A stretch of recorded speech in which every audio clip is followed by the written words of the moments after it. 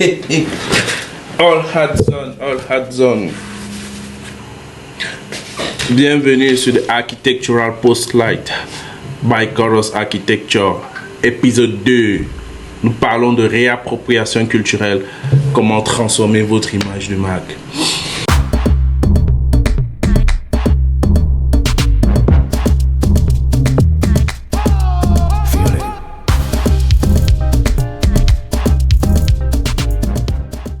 Quand on parle de culture, on parle d'être en accord avec son temps, mais on parle surtout de l'ancrage dans un contexte sans cesse en évolution. Il faut faire des constats. Parce que c'est très difficile parfois de percevoir quel est le rapport rapide là qu'on peut faire entre architecture, entreprise et culture. Mais chaque entreprise, chaque corporate a besoin d'authenticité. C'est-à-dire l'image de marque commence par la capacité à se démarquer. Trop d'entreprises font de l'appropriation culturelle superficielle. Ils vont prendre la couleur de leur logo, le style, les polices qu'ils ont développés et projeter cela comme si ça représentait la culture. Ce n'est absolument pas le cas. On doit sortir de ce type de bâtiment. Deuxième constat, la demande croissante de durabilité.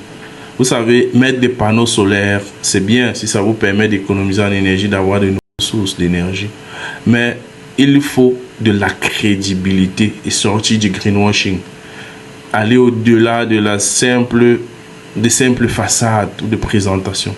Troisième constat, les connexions avec les cultures locales. Nous sommes dans un monde hyper globalisé. Et de plus en plus, les personnes veulent revendiquer le retour au terroir, le retour à la consommation locale. Vous êtes une grande corporate, vous envisagez d'en être une demain. Vous êtes une grande start-up, vous envisagez d'en être une demain. Vous devez vous implanter partout, mais en puisant dans l'identité du lieu et en faisant une sorte de rencontre.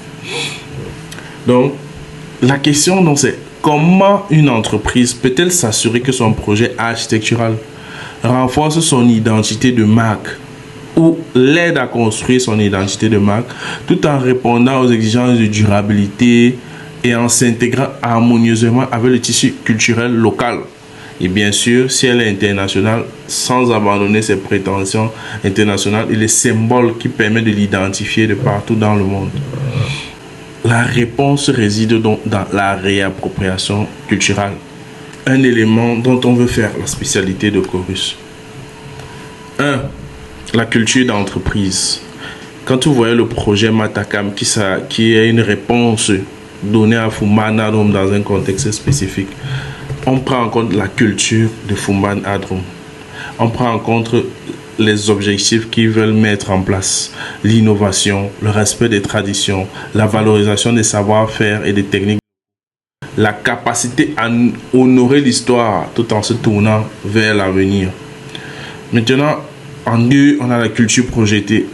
La culture projetée de Fumban Adrum, c'est laquelle? Qu'est-ce qu'ils voulaient qu'on mette en avant en les aidant en concevant le Matakam 2.0? Projeter une image de gardien du patrimoine culturel, une image d'innovateur, une image d'architecture durable. Et 3, la culture en lien avec le milieu d'implantation. Où est-ce qu'on construit ce projet? Il est à noter que nous sommes en train de concevoir des projets pour toutes les régions, on va dire aire culturelle du Cameroun pour Fumban Adrum. Comment est-ce qu'on s'implante dans chacune tout en gardant cette même identité-là? Dans en somme, nous avons un projet qui puise dans l'ancien pour projeter la modernité. Nous sommes dans un lieu Matakam, mais c'est 2.0. Comme vous pouvez le constater sur les images qui défilent depuis, nous construisons le nouveau Wakanda et nous essayons de composer des volumes dynamiques qui reflètent cette vibration-là. Ce qui fait que ça dénote dans le paysage ou bien tout temps s'accordant avec tous les autres éléments du paysage. Il est temps que nos architectures sortent du mimétisme pour s'ancrer dans une forme de pérennité et pour refléter ce qu'on veut mettre en avant. C'est le moment de changer, c'est le moment de construire différemment. Ah oui, on le dira toujours. Trust the process. Et chaque fois dans ces vidéos, on va vous demander de vous connecter, de cliquer les cloches de notification, de nous suivre dans les DM, de nous envoyer des messages, des emails, de partager avec nous.